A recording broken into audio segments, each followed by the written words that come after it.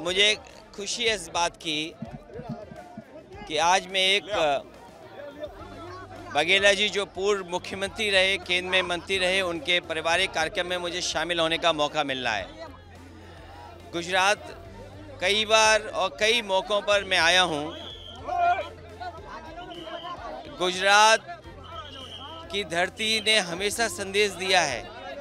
राष्ट्रपिता महात्मा गांधी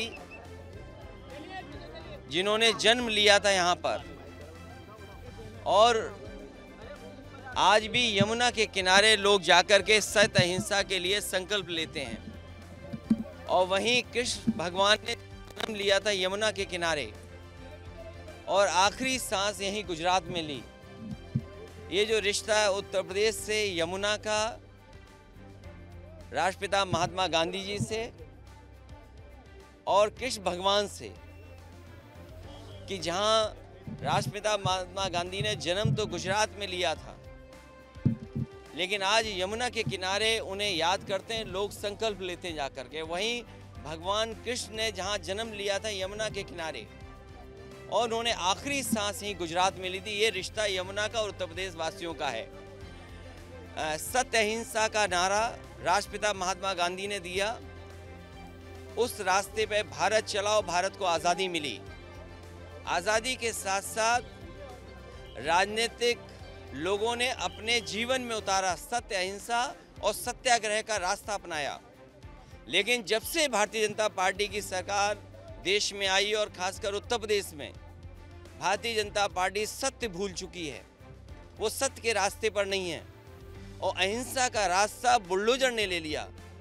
गांधी के देश में अहिंसा का रास्ता ही जिसका बुलडोजर ने ले लिया, और फिर ईडी, सीबीआई, इनकम टैक्स।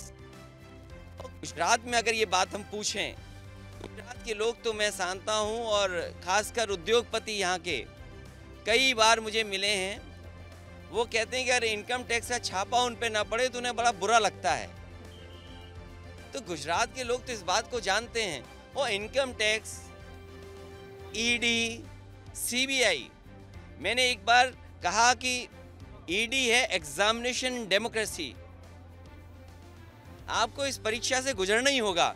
कम से कम बीजेपी कांग्रेस के रास्ते चल रही है। इस देश में जो परंपरा कांग्रेस ने डाली थी, उसी रास्ते पे भारतीय जनता पार्टी चल रही है।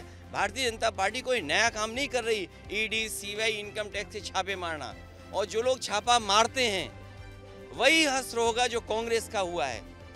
अगर आज ये छापा मार रहे हैं तो कल बीजेपी के भी नाम लेने वाले लोग नहीं बचेंगे। लेकिन तेजस्वी यादव को जिस तरीके से आज सीबीआई ने समन दिया है, उसको लेकर क्या कहेंगे? देखिए, सीबीआई, ईडी, इनकम टैक्स, ये सब सरकार के इशारे पे काम करते हैं। इसीलिए मैंने कहा, आप तो सीनियर जर्नलिस्ट हैं, पत्रकार हैं, ये बीजेपी कांग्रेस के रास्ते है। कांग्रेस ने भी देश के बहुत सारे नेताओं पे ईडी, सीबीआई, इनकम टैक्स समय समय पर मारे हैं।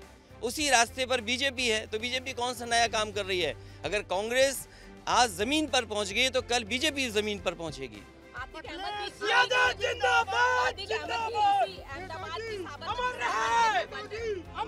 देखिए, ये काम हमारे नहीं है, ये काम सरकार के हैं। सरकार मिली रहती है, कई बार सरकार मिली रहती है, सरकार ऐसे फैसले लेती है। और नॉमिनेशन जेल से हुआ, वो सरकार बीजेपी की थी। समाजवादी पार्टी जब बाई इलेक्शन लड़ रही थी मुख्यमंत्री, उप मुख्यमंत्री के खिलाफ, तो बीजेपी के बड़े बड़े नेता, उस जिनका नाम आपने लिया, उनसे मिले हुए थे, और उन्होंने ये दबाव बनाया था बनारस में एसटीएफ से पकड़ करके उनके परिवार के लोगों पे ये दबाव बनाया कि आपको चुनाव लड़ना होगा। तो सोचो बीजेपी का रास्ता क्या है कि अपराधियों को साथ रख करके कैसे समाजवादियों का नुकसान हो। हमने तो उत्तर प्रदेश में मांगा है कि टॉप 10 की सूची दे दो, टॉप 100 की सूची दे दो। कम से कम देश और उत्तर प्रदेश की जनता जान तो लेगी 10 टॉप माफिया कौन है। और सीबीआई, ईडी, इनकम टैक्स, अगर लालू प्रसाद यादव जी के घर परिवार पे मारा है छापा,